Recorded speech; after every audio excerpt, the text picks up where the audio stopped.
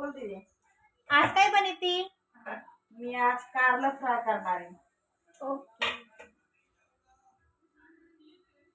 Fry करून भाजी बनवणार आहे. मस्त होती तशी भाजी.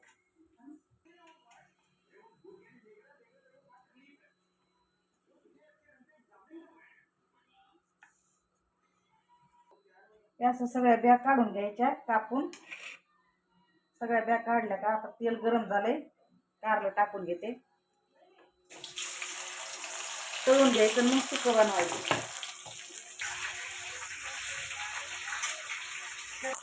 शेंगदाणे भाजून घेतलेत. 2-4 हिरव्या मिरच्या घेणार आहे. 1 लसणाची पुडी घेणार आहे.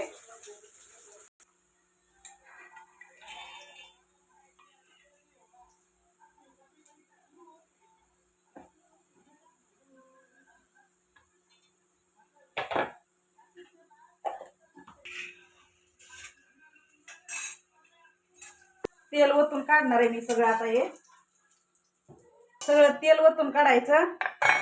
आता हे हिरवी मिरचीचा खरडा बनवून आणलेला तो टाकून द्यायचा. त्या आबड दोबड वाटायचा, जास्त बारीक नाही. टाकून घ्यायची. चवीनुसार थोडस मीठ टाकायचं. थोडी हळद टाकायची आणि 2 मिनिटं असं हलवून द्यायचं.